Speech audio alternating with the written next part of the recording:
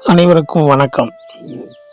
இப்பொழுது இந்த ஜாதக பலன் நம் முன்னோர்கள் சுவடிகளிலிருந்து எடுக்கப்பட்ட ஒரு பலனாக நாம் இப்போது பார்க்க போகின்றோம்.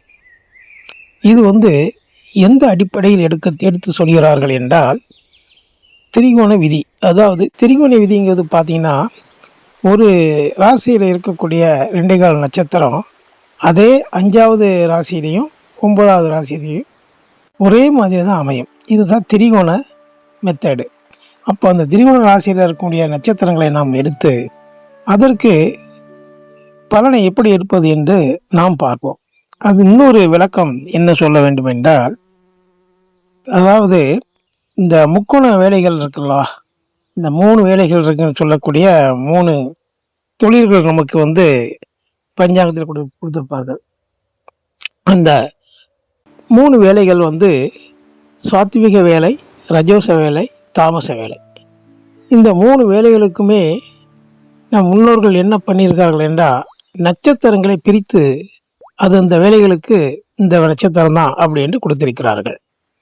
அப்படி பார்க்கும்போது 27 நட்சத்திரங்களை 9 9 9ஆக 3 பகுதியாக பிரித்து அந்த 3 பகுதிக்கும் 9 நட்சத்திரத்துக்கும் ஒரு குணம், இன்னொரு 9 நட்சத்திரத்துக்கும் மற்றொரு குணம், இப்படி இந்த 3 குணத்தை 9 நட்சத்திரமாக பிரித்து 3 9 27 கொடுத்திருக்கிறார்கள்.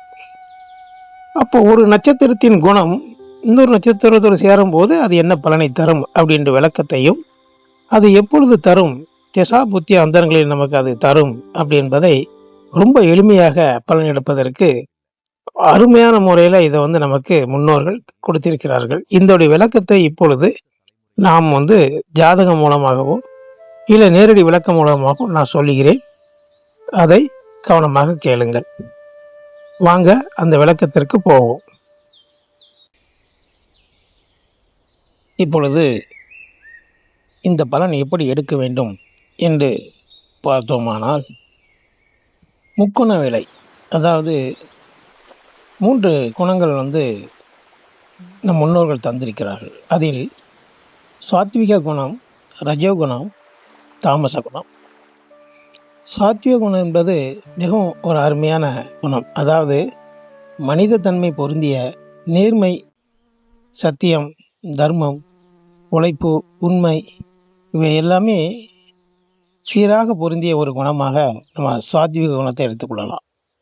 ரஜோகுணம் இரும் கலந்தது. அதாவது நல்லா சம்பாத்தி பண்ணுவார்கள், முன்னேறுவார்கள், திறமையோடு இருப்பார்கள், பதவி, பகட்டு, கௌரவம் இதெல்லாம் அவர்களை தேடி வரும்.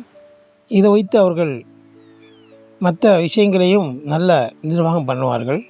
நிர்வாக திறமை உள்ள ஒரு கிரகமும் கூட. மேலும் இதில் சிறிதளவு மனிதத்தன்மையும் சத்தியமும் உண்மையும் இருக்கும். இதை நம்ம அப்படி எடுத்துக்கொள்ளலாம். 3வதாக தாமச குணம்.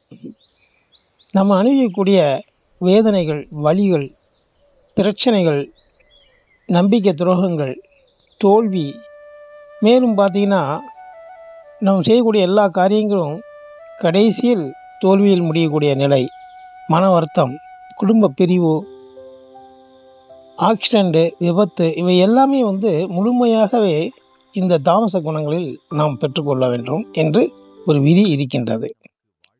அப்போ அந்த 3 குணங்களில் நமக்கு வரக்கூடிய திசா புத்தி கிரகங்கள் இந்த 3 கிரகத்துடைய நட்சத்திரங்களில் எதில் இருந்தாலும் அதனுடைய பலனை நான் இப்பொழுது சொன்ன மாதிரி நடக்கும்.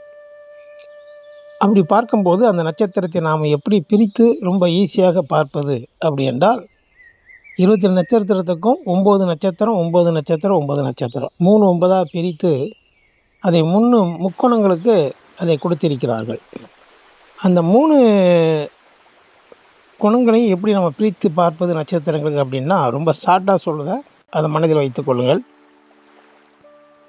குரு, சந்திரன், கேது இந்த 3 கிரகத்துடைய நட்சத்திரங்கள் சாத்விக குணத்தை பெற்றவை.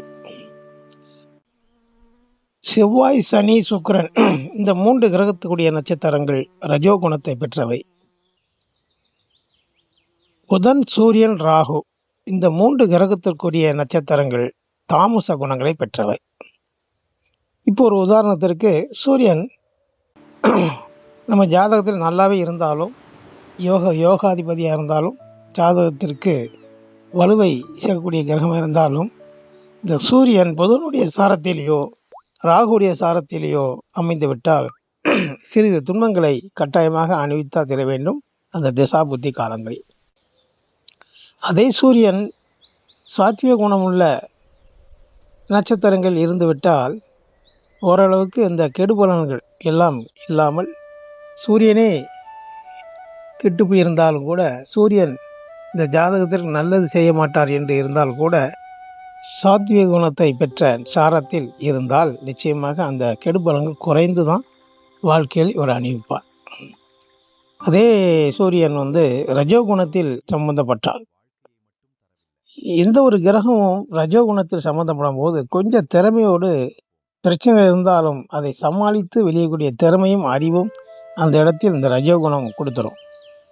அப்போ அந்த திசா புத்தியில் இவர் கொஞ்சம் மேலே வருவதற்கும் வாய்ப்பு இருக்கிறது. இப்படி அந்த குணங்களை நம்ம பொருத்தி திசாபுத்தி என்ன திசாபுத்தி நடக்கின்றது, அது எந்த குணமுள்ள நட்சத்திர சாரங்கள் நிற்கின்றது அப்படின்ற ஒரு பார்வையை பார்த்துவிட்டு அந்த திசைகளுக்கு ஓரளவுக்கு பலனை ஒரு பாதி அளவிற்கு, அதாவது ஒரு 50-60% நம்ம இதிலே எடுத்துக்கொள்ளலாம். பாக்கி அதோடைய பார்வை சாராதிபதி, பாதகாதிபதி, மாரகாதிபதி, திக்பலம் இது எல்லாமே கொஞ்சம் சேர்த்து நம்ம அடுத்த ஒரு 40%க்கு சொன்னீங்கன்னா 100% அந்த ஜாதகத்தில் நம்ம தெளிவாக அதை எடுத்துக்கொள்ளலாம். இருந்த போதிலும் இது முன்னோர்கள் சொன்னது சுவடிகளில் உள்ளது தான். நான் கேள்விப்பட்ட விஷயங்களும் நான் பார்த்து அனுபவப்பட்ட விஷயங்களும் உங்களை சொல்கிறேன். இதை வைத்து ஒரு ஜாதகத்தில் என்ன திசை புத்தி நடக்கின்றதோ அது சாத்விக குணத்தில் இருக்கின்றதா, ரஜோகுணத்தில் இருக்கின்றதா, தாமச குணத்தில் இருந்து திசையை நடத்துகிறதா என்று அதுக்கு தக்கபடி பலனை நீங்கள் எடுத்து பாருங்கள். மிகவும் கரெக்டாக இருக்கும். அடுத்த ஒரு சந்திப்போம். நன்றி, வணக்கம்.